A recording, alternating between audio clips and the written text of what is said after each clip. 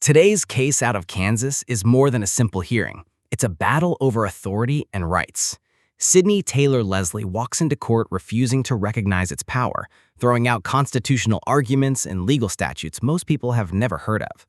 But when the judge calls her a sovereign citizen, tensions explode. With multiple charges, a $3,000 bond, and a court date looming, Sydney's freedom and her fight against the system are on the line. And trust me, things get heated fast.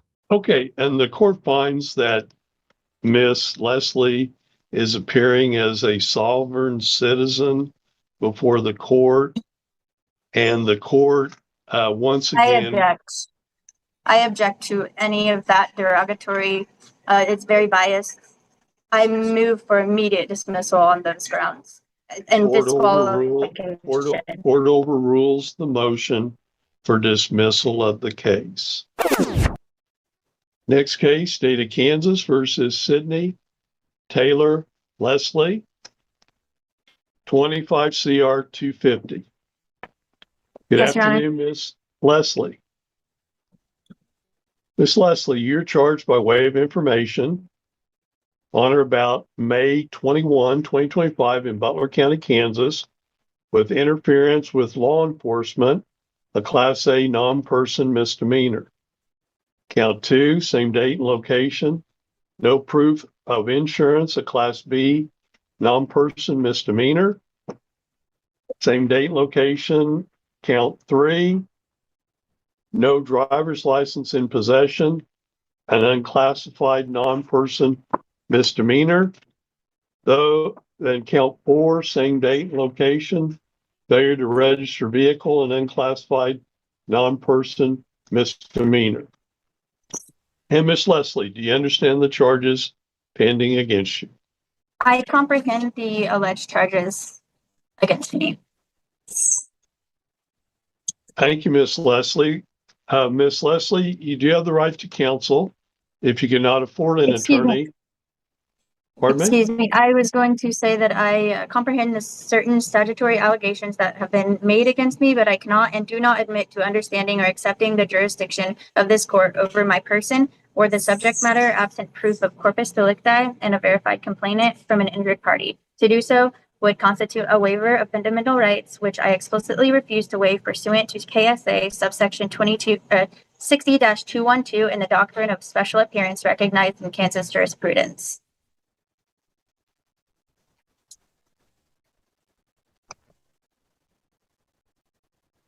Okay. You do have the right to counsel if you cannot afford an attorney. One would be appointed to represent you. And Miss Lesley, are you currently employed? For the record, Your Honor, just to start from the beginning, I, Sydney Taylor Lesley, appearing specially and not generally in propria persona, sui juris, as a living woman and not as a legal fiction or corporate entity. I reserve all rights without prejudice pursuant to KSA subsection 84-1-308 and UCC 1-308. Let the record reflect that my appearance today is under explicit protest and duress and solely for the purpose of challenging jurisdiction and preserving my unalienable rights as secured by the Constitution for the United States of America and the Constitution of the State of Kansas. And Your Honor, before these proceedings advance further, I must respectfully challenge this court's jurisdiction in toto and move for immediate dismissal of all charges. I hereby invoke the burden-shifting doctrine established in State v. Shepard in 2009 and State v. Seams in 2004, which places the affirmative burden upon the prosecution to establish by sworn non-hearsay allegations within the four corners of a valid charging instrument that every element of the alleged offense and my commission thereof has been properly established. The threshold matter of jurisdiction must be adjudicated prior to any other proceedings. As articulated in Ex parte Young in 1908 and recognized by the Kansas Supreme Court, jurisdiction is the fundamental prerequisite to all jurisdictional proceedings. The legal maxim ex injuria just non autora, law does not arise from injustice, applies to these proceedings in their entirety. Okay, and the court finds that Miss Lesley is appearing as a sovereign citizen before the court, and the court once again. I object to any of that derogatory. It's very biased. I move for immediate dismissal on those grounds and Court disqualification. court overrules the motion for dismissal of the case. Court overrules dismissal this is of the prejudice case. and The court will find that Ms. Lesley, that the court does find it has jurisdiction to proceed, and subsequently the court I sets your next object. You appearance called me a date. sovereign citizen. I object. You called me a sovereign citizen. Yes, ma'am. That is prejudice and bias. No prejudice or bias is asserted Immediate as to dismissal of my yourself. case. However, the court, as opposed to trying to write down docket notes to that effect, is just recognizing what you are advising the court, that the court has no jurisdiction over you, and based on your statement made to the court. Subsequently, the court does find you've posted a $3,000 cash bond. $3,000 cash bond has been made.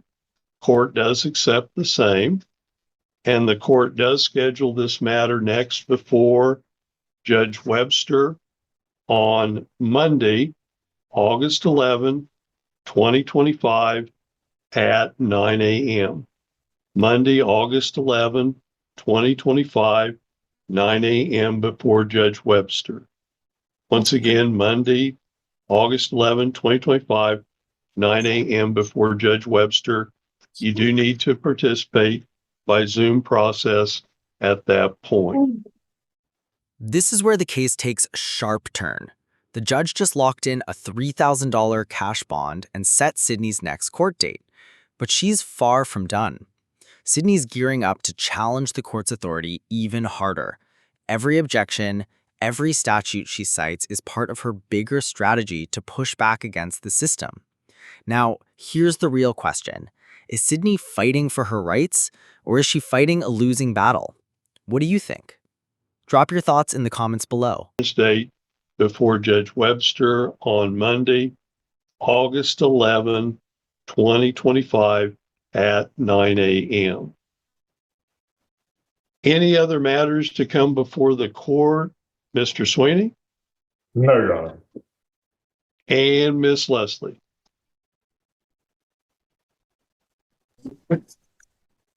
Your Honor, my jurisdictional challenge is predicated upon multiple independent grounds, each sufficient to warrant dismissal. First, I challenge personal jurisdiction pursuant to Kansas Rule of Civil Procedure. I appear specially, not generally, and have not consented to this court's jurisdiction. The record before this court is devoid of evidence establishing proper jurisdiction over my person as a living woman rather than a legal fiction or corporate entity, as distinguished in Hale v. Hinkle in 1906, and recognizing Kansas jurisprudence. Second, I challenge subject matter jurisdiction pursuant to Kansas Rule of Civil Procedure 60-212, B1. No verified complainant from any injured party has been filed as required by KSA subsection 22-2301 in Butler County Local Rule 3.1. The perpetrated charges arise from actions of agents of the state acting under a color of law, not from a legitimate controversy between adversarial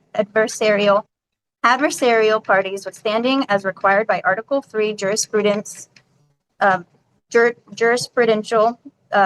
principles adopted by Kansas courts in State ex rel. Morrison versus Celebius.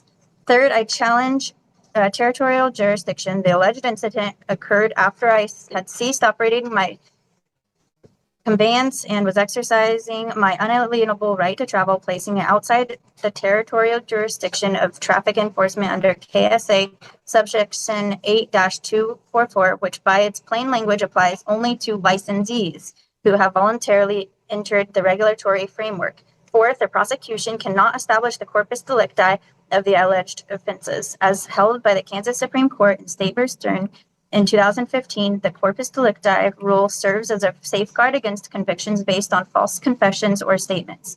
One cannot interfere with a peace officer absent of officer's lawful execution of duties. Where the initial detention was unlawful, as it was here due to lack of probable cause, there can be no derivative crime or of interference. Fifth, the refusal to provide identification is not a crime in Kansas, absent specific statutory circumstances not present here today. This is in support by Brown versus Texas in 1979. The Supreme Court held that detaining a person solely to obtain identification violates the Fourth Amendment absent reasonable suspicion of criminal activity. The principle has been recognized and applied by Kansas courts. In one moment, please, while I gather another statement.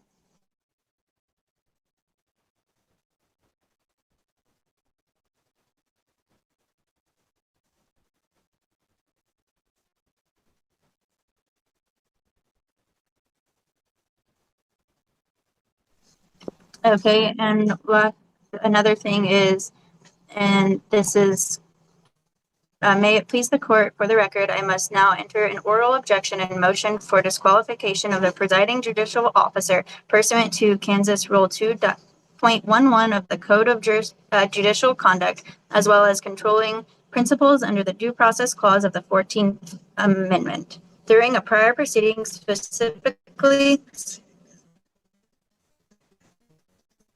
that's proceeding, specifically, this court referred to me by the term sovereign citizen, a pejorative classification which carries with its government manufactured implications of extremism, frivolous, and legal irrelevance. This label, unprovoked and unsupported by any factual predicate, constitutes a stigmatizing judicial characterization that violates my right to a neutral and detached tribunal.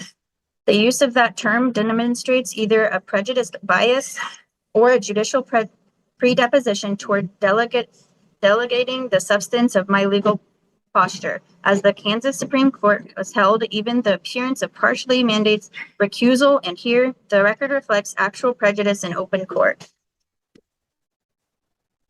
Wherefore, I respectfully move this honorable court to dismiss all charges with prejudice for lack of jurisdiction, issue a finding that the prosecution has failed to meet its burden of establishing jurisdiction, order the immediate return of all my property seized, including the 251 USD, confiscated and converted to a reloadable Visa card without my consent, order the expungement and permanent sealing of every associated record pursuant to KSA subsection 22-2410, award compensation for the full measure of damages sustained, including costs for my automobile window repair, bail costs, and compensation for unlawful detention and deprivation of liberty, grant such and other and further relief as this court deems just and proper. The breaking of my automobile window without warrant or probable cause of a search and confiscation of my currency constitutes violations of clearly established rights for which the law provides remedies pursuant to the maxim ubi jus ibi ridiem, where there is a right, there is a remedy.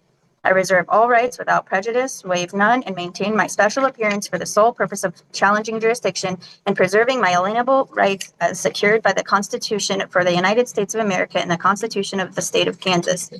And thank you for hearing me. I do appreciate you, Your Honor, and thank you for your time.